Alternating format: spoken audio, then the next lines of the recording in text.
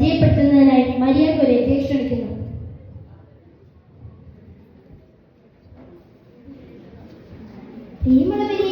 കൂട്ടുകാരന്റെ കൂടെ കളിച്ചും ചിരിച്ചും ആർത്തുരസിച്ചും നടന്നാൽ വിഷ്ണു നേടാൻ പറ്റുമോ?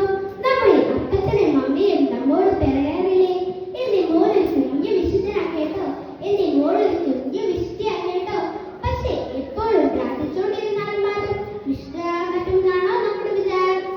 അല്ല കൂട്ടുകാരെ, കളിച്ചും ചിരിച്ചും കൂട്ടുകാരന്റെ കൂടെ ഉല്ലസിച്ചും വിഷ്ണുനാകാൻ പറ്റുമെന്ന് നമ്മെ പഠിപ്പിച്ച ഒരു കുഞ്ഞു വിശുദ്ധനെ ഓർമ്മിച്ചിട്ടുണ്ടോ?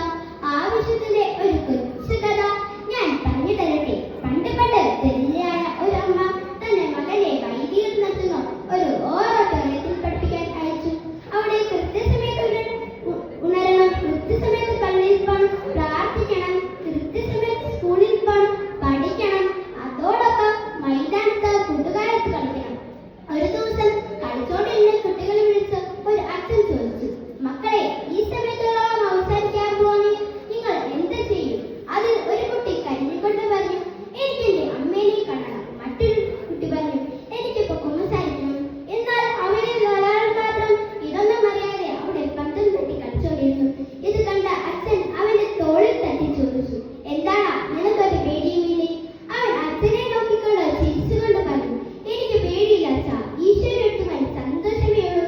പ്രിയ കൂട്ടുകാരെ, ഏത് നിമിഷവും ദൈവം നമ്മെ വിളിച്ചാൽ പോകാൻ റെഡിയായിരിക്കുന്നവരാണ് വിശുദ്ധ ജീവിതം നയിച്ചവർ.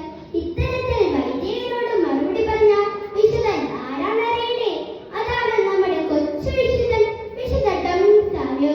തിരുവാന സഖ്യത്തിന്റെ മധ്യസ്ഥൻ കൂടിയായ ആ കൊച്ചു വിശുദ്ധനെ പോലെ ഏത് നിമിഷവും ഈശോ നമ്മെ വിളിച്ചാൽ സന്തോഷത്തോടെ മടങ്ങാൻ നമുക്കും ഒരുങ്ങാം. നന്ദി.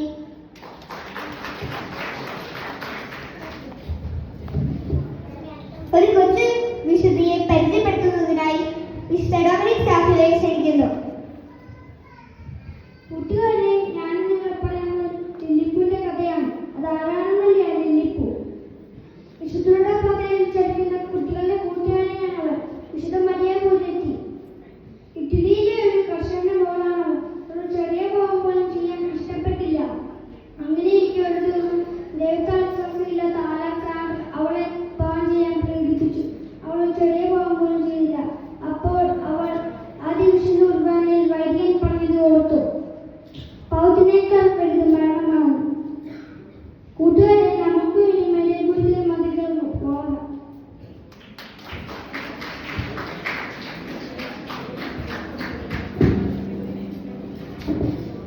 Thank you.